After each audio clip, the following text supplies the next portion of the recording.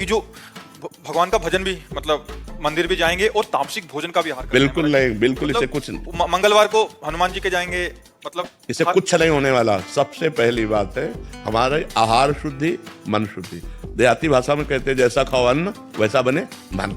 देखो, अगर हम शास्त्र की आज्ञा का पालन नहीं करेंगे और मनमानी आचरण करेंगे तो नरक जाओगे। पहले आहार शुद्धि, मन शुद्धि। अगर जैसा खाओ अन्न वैसा बने मन। किसी भी प्राणी को दुख देना। हनुमान चालीसा का भी पाठ करते हैं। ये अपनी वासनाओं की, अपनी जिह्वा को थोड़ा रोको यार। शराब पीते हो, मांस खाते हो, अंडा खाते हो, इस तरह के व्यवहार करते हो और हनुमान जी और शंकर ये ऐसे प्रसन्न हो जाएंगे, ऐसे काम बन जाएगा? कुछ नहीं बन जाएगा। अवश्य में भोक्तव्यम कथम कर्म शुभाशुभम। जो तुम कर्म करोगे तुम्हें भोगना पड़ेगा। चाहे मुर्गा हो, चाहे बकरा हो, सब जीव अपने प्राण बचाना चाहते हैं। सब जीव, तुम उनको काट कर खाओगे वो भोगना पड़ेगा। राम जी के रूप में भगवान ने यदि बाली के चरण में बाण मारा तो भगवान श्री कृष्ण के चरण में व्याध के रूप में उसने बाण मारा। देखो ना, लीला देखो। भगवान ने अंतिम अपनी लीला जो श्री कृष्ण लीला है वो यहाँ संपन्न की कि भगवान के चरण में व्याध जो है बाण मार रहा है। अब आप विचार करो, जब वो सरकार समर्थ होते हुए भी अपने लीला दर्शन कराते हैं। श्रवण कुमार के वध का संयोग बन गया दशरथ जी के हाथ से, शब्द वेदी बाण मार दिया। तो देखो उनका जो कर्म था वो तड़प तड़प के अपने पुत्र भगवान राम के वियोग में प्राण त्यागना पड़ा कि नहीं पड़ा? भगवान उसको मिटा सकते थे लेकिन भगवान नहीं मिटाते। अवश्य में वो भोक्तव्यम गीता जी में कहा। इसलिए हमारी प्रार्थना है कि तमोगुणी भोजन का त्याग करो, सात्विक भोजन और संयम से रहोगे तो तुम में जो बल आएगा वो एक महान पवित्र बल होगा। आज बल नहीं दिखाई देता, चेहरे में कांति नहीं है, विचार में पवित्रता नहीं है। ऐसा नहीं, हम पशु नहीं हैं, हम मर्यादा से चलने के लिए हैं। हमारी मर्यादा बनाई गई, शास्त्र मर्यादा हमारी कानून व्यवस्था है। यदि हम शास्त्र मर्यादा से चलेंगे, शास्त्र कानून से चलेंगे तो हमारा मनुष्य जीवन सार्थक हो जाएगा, नहीं तो निरर्थक हो जाएगा। जैसे आजकल बच्चे कहते हैं हम स्वतंत्र हैं। नहीं, स्वतंत्रता नहीं।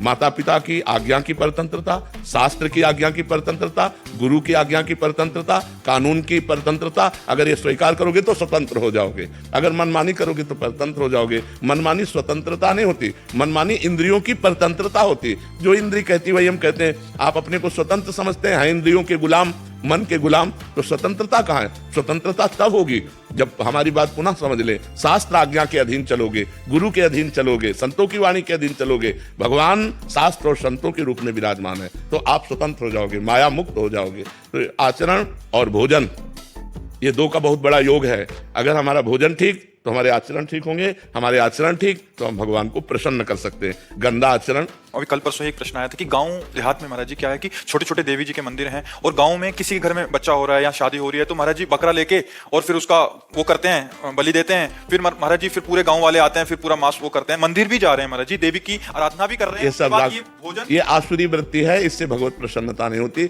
हम सबको ये बताना चाहते हैं, जगदम्बा को जगत जननी कहते हो तो बकरे की भी वो माँ है, जगत जननी है ना। माँ अपने पुत्र की बलि से प्रसन्न कैसे हो सकती है?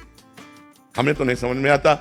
और जब वो जगत जननी है तो बकरे की भी माँ है, वो भैंसे की भी माँ है, वो गाय की भी माँ है। वो माँ जो जगत माता है वो अपने पुत्रों की बलि से प्रसन्न कैसे हो सकती है? अगर वो प्रसन्न होती तो तुम्हारा मंगल हो जाता। किसका मंगल हुआ बकरे की बलि चढ़ाकर? हमें बताओ। देवी अप्रसन्न हो जाएंगी अगर नहीं किया ऐसा तो महाराज जी ये भी माने। अगर वो अपने स्वरूप पे आ जाए तो सबको चाट जाए उनको। वो तो महाकाली है, महाकाल स्वरूप भी है।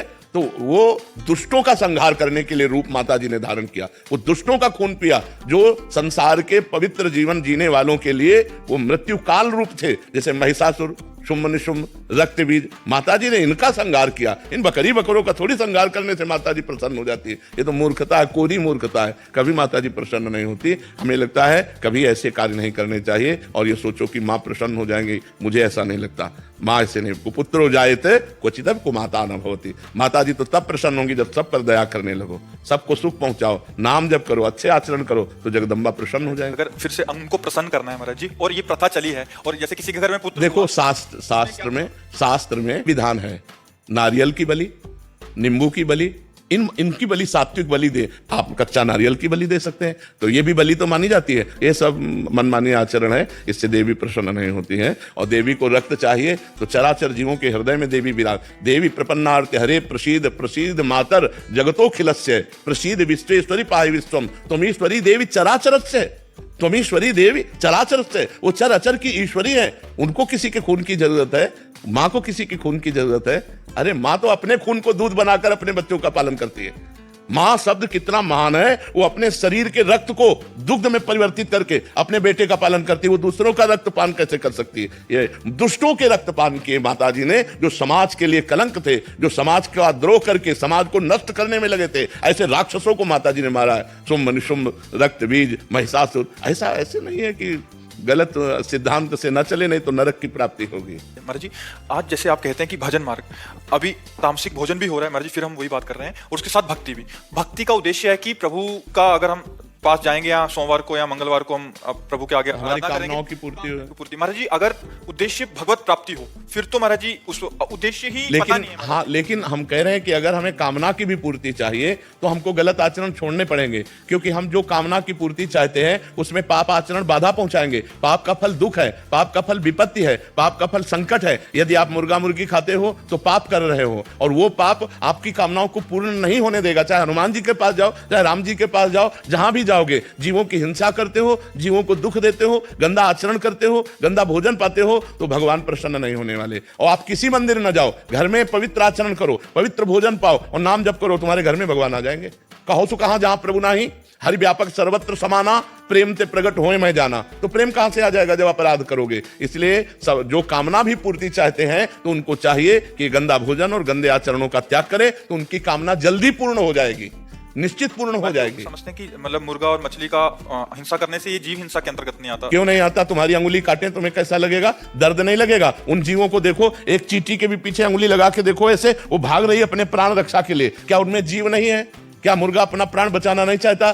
क्या पशु पक्षी प्राण बचाना नहीं चाहते? और जिनको ये है कि अगर हम खाएंगे नहीं तो सृष्टि बढ़ जाएगी, तो तुम अपने बैलेंस की चिंता करो। तुम्हारा बैलेंस जब परमात्मा बनाएगा तो तुम्हारे होश उड़ जाएंगे।